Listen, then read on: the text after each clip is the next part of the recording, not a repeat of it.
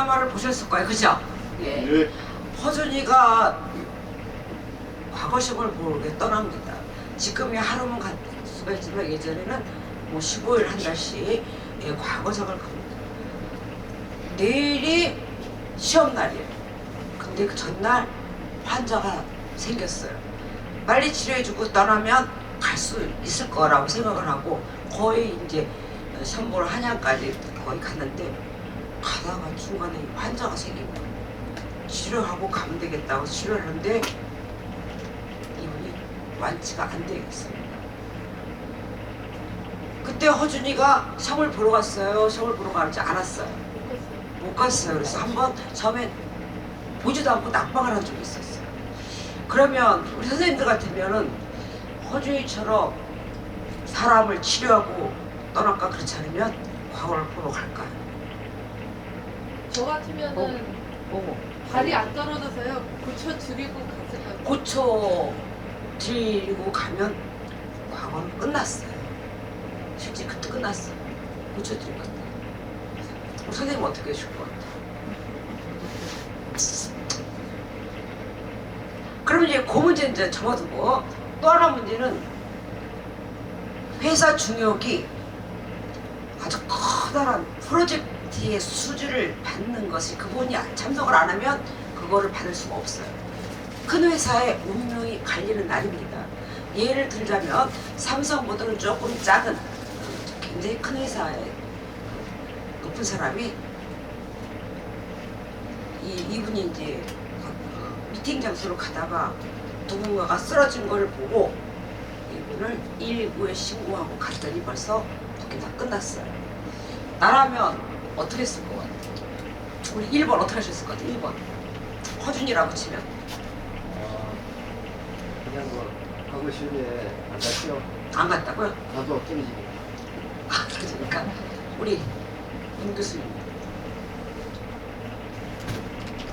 어떤 그 과거 시험의 성격을 보고 꼭 가야 할 시험이면 어쩔 수 없이 가고. 예. 우리 가치 기준에 있다고 생각해요. 예, 그래서 그거를 좀 여쭤보는 거예요. 가치 기준에 가치 대해서. 기준. 가치 기준, 철학에 대해서 지금 이야기를 나눠보는 겁니다. 그냥 가치. 일방적으로 이게 맞다가 아니라 사람마다 가치관이 틀린데 제가 가치관을 존중을 할 수 없기 때문에 이런 상황이라면 나는 어떻게 했을까? 가치관을 여쭤보는 거지. 예, 어떤 정답은 한 80%가 생각하는 게 정답이에요. 20%는 아닐 수도 있다는 거죠. 가치관이 초점 높으면 답이 나오잖아요. 그 다음에 여기서는 우리 일반적으로 사회적인 윤리는 허준이가 시험을 안 보고 고치는 것이에요. 근데 나 같으면은 저는 욕심이 많아가지고 그냥 갔을 것 같아요. 어떤 일이 있었냐면 제가 공무원 하면서 수원 교육을 갔는데 가다가 차 사고가 났어요. 거의 다 가서 선배랑 같이 차를 타고 가는데 나는 어떻게 했냐면 교육에 늦으면 안 되니까 그냥 가버렸어요. 근데 선배는 당연히 차를 고치고 당연히 늦었죠. 저는 갔어요. 그게 잘했다는 게 아니라 가치관에 얘기하는 겁니다. 그래서 여기서 정답 80% 정답은 허준이가 응급처치를 하고 가는 게 정답으로 나옵니다. 근데 저 같으면은 허준이처럼 안 하고 그냥 내 과거를 갔을 것 같아요. 가치관이 잘했다는 게 아니라 이거는 20%에 속하는 아닐 수가 있다는 얘기죠. 따라서 너 왜 그렇게 안 했어? 누구도 탓을 하지는 않지. 두 번 같은 경우 회사의 운명에 걸린 중역이 사람을 119에 신고하느라고 그 시간 때문에 뒤에 참석을 못해가지고 그 큰 인사가 떨어져 버렸어. 2번 같은 거 어떻게 생각하시나요? 2번 같은 거. 두 가지인데요. 만일에 제가 어느 정도 임원이라면 운전기사나 걸어가진 않았을 것 같아요. 그러면 그 기사님한테 빨리 신고 좀 해주라고 하고 그 사람 내려놓고 저는 차를 끌고 가거나 아니면은 저희 그 요양보호사 때 배우잖아요. 제가 그 사람을 보고 있을 때 옆에 사람한테 119에 신고하고 이걸 다 분할을 시키니까 지나가는 사람 붙잡아서 빨리 부르라고 그러고 자기는 갈 것 같아요. 근데 이분은 어쨌든 혼자 그래요. 가다가는 참석을 하게 됐어요. 그다음에 윤 교수님. 그 중국 사람인 경우는 구경하고 있었을 거예요 아마. 구경. 예. 아. 왜냐면 그런 구경을 좋아해요 중국 사람. 와. 쌈 나고 불 나고 뭐 그런 거를 와. 그러니까 적극적으로 참여하는 게 아니고 그 중국에서 제가 생활을 해봤기 때문에 아는데 그런 거 잘못 참석하면은 한국 사람들이 거기서 다 당해요. 괜히 도와줬다가 아. 그 사람이 아. 그걸 받아요. 아. 저희 이사 그 중국 거기 여인애들이- 싸움은 붙이고 싸움은 네. 붙이고 불은 갖다 휘발유 붙는 게. 그렇죠 그게 이제 아. 그래서 좀 이거 곁길로 갔는데 사실 저 정도의 현재 상황이라면 저거는 그 주위에 있는 사람들 나 말고 어떤 사람 통해서 제일 중요한 거는 진짜 회사의 그 수주 이거는 나의 생계와 직결된 문제이기 때문에 저는 간다라고 봅니다. 저기 질문이 못했다면 해가 못할 수 있으면 하는 게 아니고 못했다면 결론이 난 질문이잖아. 수주를 받지 못했어요. 그랬을 그러니까 때 못했다고 네. 하면 결론이 난 질문인데 결론이 그건 났는데 질문이 안 돼. 우리 목사님께서는 이럴 때 어떻게 하시겠냐면 본인이라면 이런 결론 난 건데 상황이라면 무슨 대답을 해? 저 같은 경우라면 네. 저 그거는 지금 중요한 미팅이니까 이 네. 사람도 중요하니까 전화는 생각 얼마든지 할 수가 있어요. 하루 하면서 결론을 묻는 게 아니고 결론을 내놓고 묻는 질문이잖아. 아니 결론이는 이렇게 했을 때 나라면은 어떻게 했을까? 과연 지금 우리 저는 가면서 전화를 해주고 책임해주고 갔을 것 같습니다. 우리 영상 학장님은 어떻게 생각했어요? 네? 어떻게 생각했어요? 할 수 없죠. 뭐 수주 못 받는 거 할 수 없지 뭐. 할 수 없다. 영상 촬영해 놓으시면 되잖아. 네. 그렇죠. 증거 다 남기라. 아니 1번 같은 경우 제가 시험 봤던 문제예요. 막 했을 때 1번 같은 경우 저는 내가 간다 그래서 틀렸고 당연히 2번 참석을 이분은 사람을 한 사람 구하는 것보다 회사에 굉장히 많은 사람이 먼저기 때문에 회사에 참여를 했어야 되는 거예요. 그렇죠. 네. 그게 답이었었어요. 그러네요. 근데, 근데 저는 거꾸로 답을 썼었어요. 그럴 수 있죠. 1번 같은 경우는 나는 과거에 간다. 2번 같은 경우는 사람을 구한다는 답을 썼는데 둘 다 틀린 거고 거기서 80%, 20%가 아닌 10의 8병은 어떻게 생각하냐면 여기서는 큰 회사의 그 많은 사람들의 운명이 걸리기 때문에 개인 한 사람이잖아요. 죽어가는 사람은. 근데 더 많은 사람들이 있기 때문에 답은 일단은 미팅에 참석하는 게 답으로 나왔습니다. 결론이 나온 게 아니라 가치관을 묻는데 이거를 답으로 하더라고요. 그래서 의외로 윤리를 문제, 교사 시험을 보는데 윤리 문제가 쉬운 줄 알았더니 어려웠더라고요. 위에는 개인이고 위에는 굉장히 많은 사람들이잖아요. 공적인. 예. 그렇죠. 갇힌 사람 한 사람이고 이 한 사람이 수주를 따버려서 많은 직원의 가족들까지 생활을 하는 거죠. 그렇죠. 그래서 내가 그 사람들한테 피해를 준 거죠. 회사 직원들한테 못.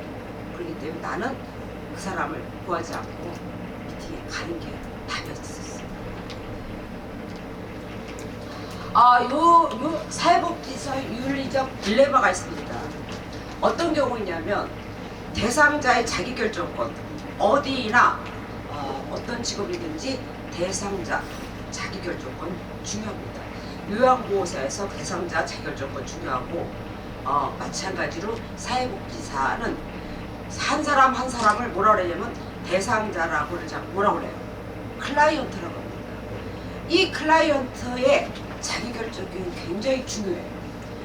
그 다음에 자기결정권이 있는데 노인이 치료를 거부합니다.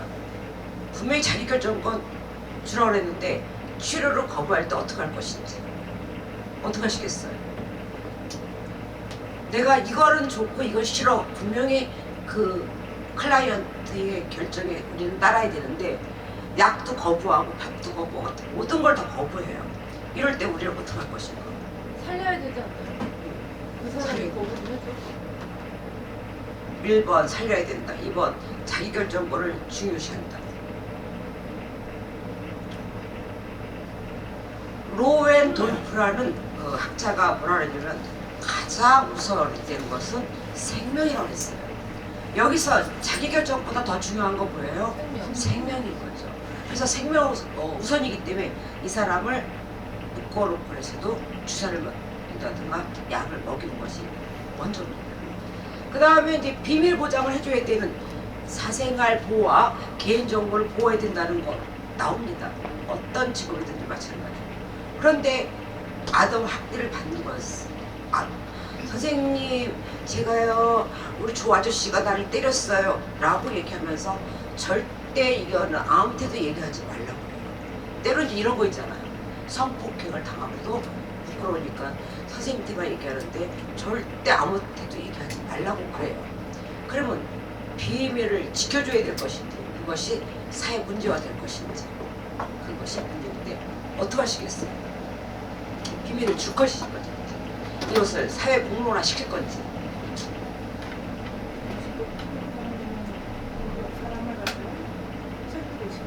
설득을 시켰어. 그래도요 나는요 이거 창피해서요 비밀을 지켜주셔야 돼요. 예. 또 하나 사례 같은 경우 이런 경우 있어요. 내가 암입니다. 암인데 선생님한테만 얘기하고 아무도 얘기하지 말라고 하는 경우 있어요. 이럴 때 가족한테 얘기를 할 것인지 이 사람의 개인 사생활 보호해줘야 될 것인지 어떻게 하시겠어요? 똑똑한 박 선생님 오세요. 어떻게 하시겠어요? 저는 솔직히 고민이 좀 많이 된 것 같아요. 왜냐하면 원칙적으로는 오픈을 해야 된다고 생각을 하거든요. 그런데 장기적으로 봤을 때 이 아이가 사회적으로 오픈이 된 이후에 감당해야 될 짐이 너무 많다면 제가 경찰과 얘기를 해서 조용히 할 수 있는 쪽으로 끌고 갈 것 같아요. 뭐 증거 수집을 한다든가 뭔가 해서 하지 사회 공론화 했을 때 이 아이가 그걸 감당하지 못해요. 우리 목사님께서 어떻게 생각하시죠? 여기 다 만나가지고 나는 그 지금 이야기하는 거를 동의를 하는데 경중을 따졌을 때 앞에 뭐 수주 이야기를 했는데 경중을 따졌을 때 최소한의 그 어떤 피해를 막는 쪽으로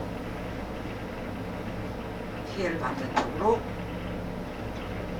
어떻게 피해를 막을 수가 있을까요? 분명히 알려줘야 되는 나는 비밀을 지켜줘야 그 되는 상황에 따라서 다를 수 있다고 생각해요. 상황에 따라서 다르죠. 일단 분리 조치해야 되지 않나요? 그러니까 상황에 따라서 다를 수 있다고 생각해요. 또 어떤 경우가 있냐면 자살을 하려고 하는 사람이 있어요. 그런데 부모한테는 얘기하지 말아요. 어떻게 부모한테 얘기를 해야 될까요? 하지 말아야 될까요? 살리는 방향으로. 그렇죠. 여기서는 이 사람의 개인 비밀보다 더 중요한 건 생명이 우선입니다. 살리는 방향. 살리는 방향. 예를 들어서 이제 기관의 규정은 서류를 이런 거 해야지 기초생활수급원자가 됩니다. 그러는데 서류를 아직 미비됐는데 이 집은 당장 끼니 때가 없어요. 그랬을 때 어떻게 사회복지사람은 이걸 해줄 것인지 안 해줄 것인지. 네. 다른 방법으로 이 사람을 도와주는 방법. 다른 방법으로. 배소에서 요즘 있어요. 네. 많아요. 그래서 다른 방법으로 찾아가지고 도움을 주시더라고요. 그렇죠. 요즘에 긴급 지원이 있어요. 지원이 있기 때문에 재난지원 그다음과 긴급 지원이 있어서 거기서 일단은 지원 3개월까지 받을 수가 있거든요. 그다음에 한 번 더 연장해서 6개월까지 받을 수 있게끔. 예를 들어서 누군가가 아파요. 아플 때도 마찬가지로 당장 돈이 없다 그러면 긴급 의료 지원이 있고 또 집이 없다 그러면 긴급 주거 지원 같은 경우 이제 의료 지원 같은 것도 3개월 있고 그다음에 또 3개월에서 6개월까지 연장되고 330만 원이 예산이 책정돼 있는데 병원비가 540만 원 나왔을 때 하는 방법이 또 있어요. 이게 구비가 있고 그다음에 도비가 있어요. 서울시비가 있습니다. 서울시비를 끌어다가 쓰면 됩니다. 저희 교회 그 집사 한 분이 목 디스크가 있으셔가지고 치료비가 540인데 50만 원, 50만 원 동기들한테 다 오다가 병원을 갔습니다. 가만히 생각해보니까 그 집이 일도 못하고 굉장히 어려워요. 그래서 긴급 의료비 지원을 받았는데 540이니까 300이니까 모자라잖아요. 그건 또 어떻게 했냐면 도비, 서울시비, 저는 이제 경기도니까 경기도비를 끌어다가 해가지고 540만 원 달해서 50만 원씩 가져온 거는 자 인컴 수입이 된 거예요. 그래서 그런 방법도 있어요. 예. 실질적 위기 상태 또 어떤 상태가 있었냐면 아들이 깜빵에 들어갔어요. 깜빵에 들어가가지고 이 어르신이 그리고 가족들이 다 이 어르신을 여의도 벚꽃놀이에 가서 버리고 가족들이 다 숨어버린 거예요. 깜빵에 갈 내가 된 거예요. 이제 사실 어떻게 된 거냐면 금은방을 하면서 이 사람 저 사람한테 돈을 얻어다가 둘이서 금을 갖다가 한국에 팔기로 했는데 동업한 한 사람이 그 돈을 갖고 날른 거예요. 그래서 경찰에서 이제 사기로 잡혀갈 것 같으니까 아버지한테 여의도 우리 벚꽃 구경이나 갑시다. 그리고 아버지를 갖다가 버리고 이분은 경찰에 잡혀가요.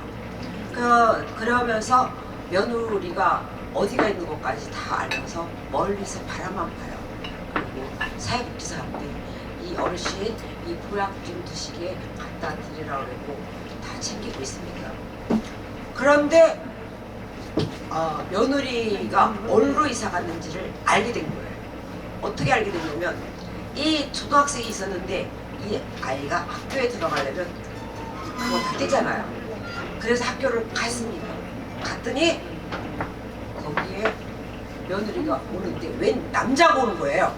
그러니까 시아버지가 이 애가 그 아들이 감방에 간 건 모르고 며느리가 바람이 나서 저 남자랑 그렇게 살았고 집을 나를 갖다 버렸구나 생각을 하고 괘씸하다고 생각하고 있습니다. 그래서 어떻게 된 거냐고 며느리가 보니까 아버님하고 저하고 만나면 안 돼요. 만나면 안 돼요. 그때 당시는 며느리도 부양 의무자로 잡혔었어요. 며느리가 있는 것이 알려지면 이걸 못 받는 거예요. 그랬을 때 선생님들이 사회복지사라면 실질적으로 만나게 됐어요.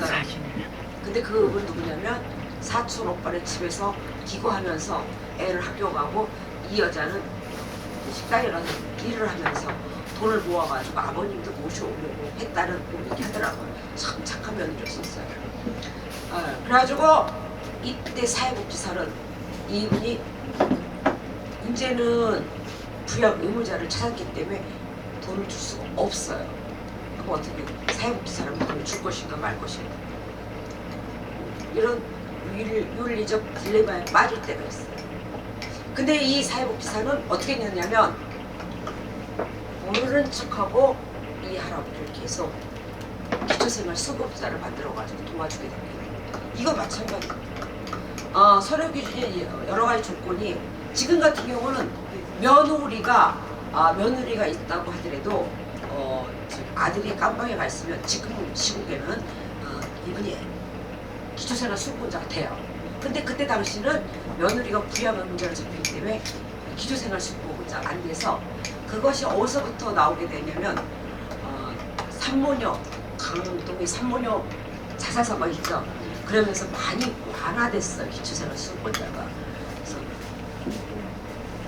또 이제 전문가인 사회복지사와 또 클라이언트 이럽니다. 선생님 제가요 당장 쌀 돈도 없어서 그러는데 저 돈 좀 꿔줘요. 꿔주시겠어요?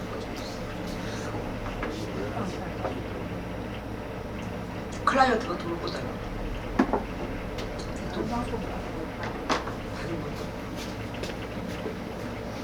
다른 방법으로 알아서 해결해 주는 거 좋지.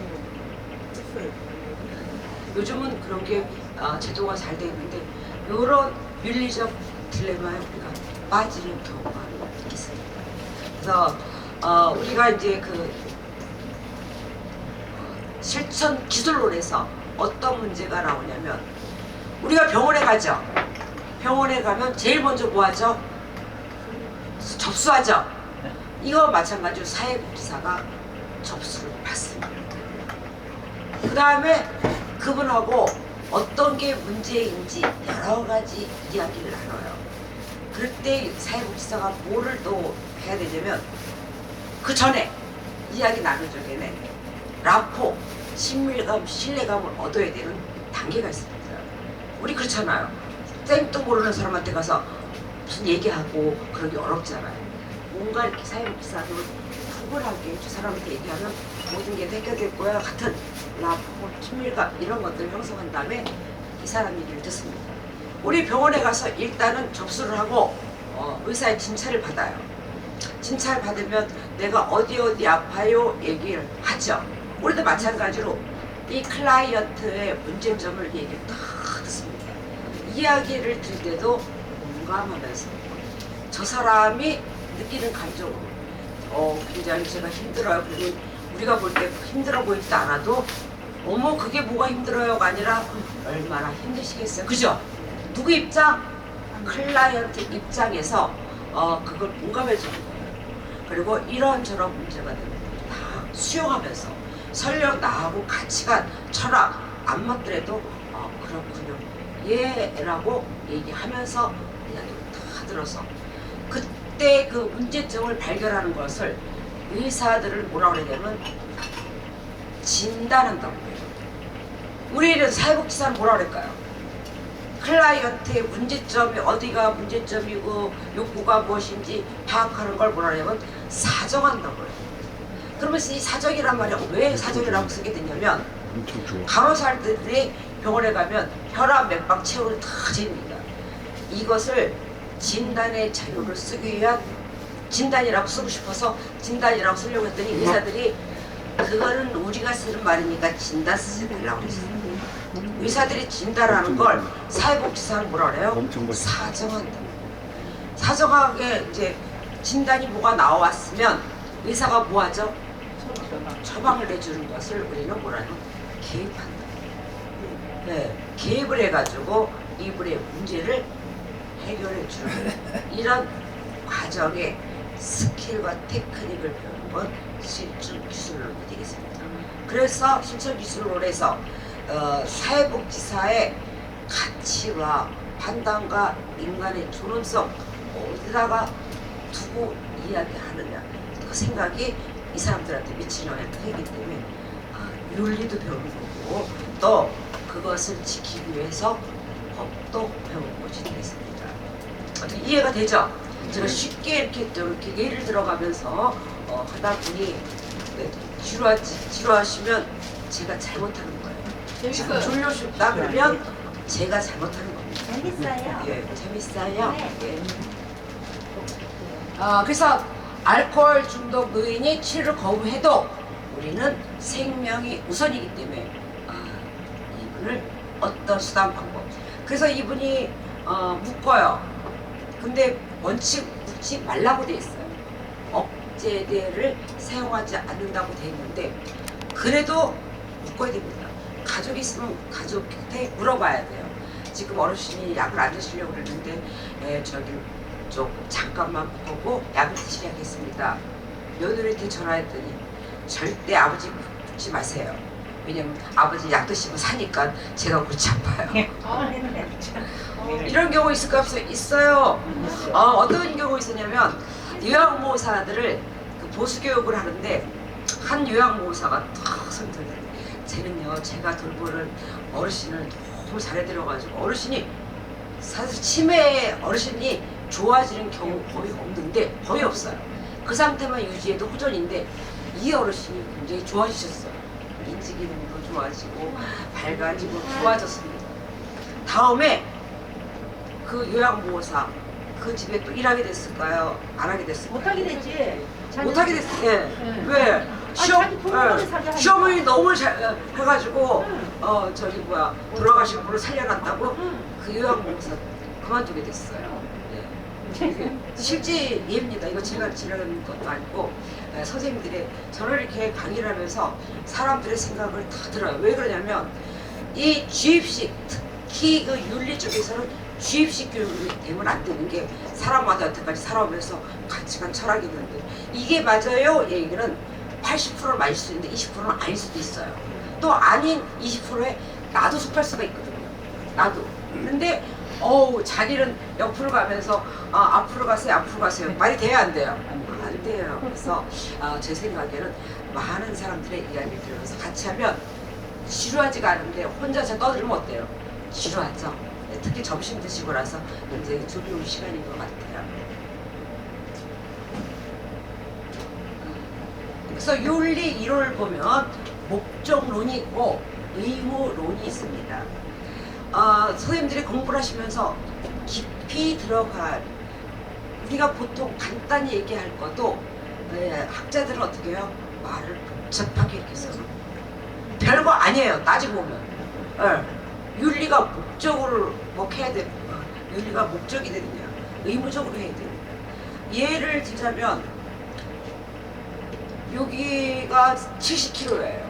70km인데 여기 CCTV가 있고 그 다음에 찍어요. 그럼 우리 어떨까요? 거기서 지켜. 그죠? 근데 CCTV도 없고 아무것도 없다 그러면 가는 경우 있어요? 없어요? 있어요. 저희 목사님이 하루를 설교를 하시면서 제가 요즘 무슨 죄를 지고 있냐면요. 아침에 새벽 기도에 어르신들을 태우고 그러는데 빨리 가야 되겠대요. 빨간불도 가는 게 잘못해서 하나님께 죄송합니다. 라고 말씀을 하시더라고요.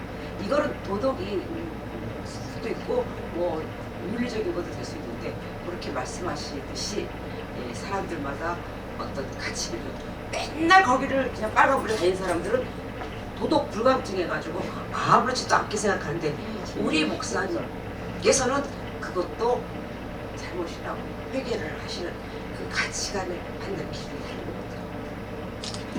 거죠. 그래서 이 목적은 이 윤리가 목적이 되는 것이고 의무는 의무적으로 이거를 하는 경우가 있습니다. 우리 그 의무적으로 하는 거 뭐가 있을까요? 의무적으로. 태극기에 대해 경례할 때도 정말 나라를 생각하면서 경례하는 경우도 있지만 그냥 의무니까 하는 경우도 있죠. 이 윤리가 의무적일 수도 있고 그것이 목적이 될 수도 있다는 의미가 있습니다. 또 윤리적 절대주의 그러면은 절대적으로 그거를 지켜야 된다고 생각하는 절대주의가 있고요. 또 상대주의다. 그때 달라요. 예. 아침에 지나갈 때 차가 없을 때는 빨간불에 가도 된다고 생각하는 거니까 아니다. 절대적으로 이거는 지켜야 된다는 생각하는 절대주의가 있습니다. 그래서 사회복지 윤리학의 연구 분야는 언제부터 우리가 학문으로 80년대부터부터 얼마 안 됐고 또 우리가 사회복지를 하면서 어떤 거에 또 사회복지는 전문가다 아니다. 전문가다. 근데 선생님들이 몇 과목을 배워요? 17과목입니다.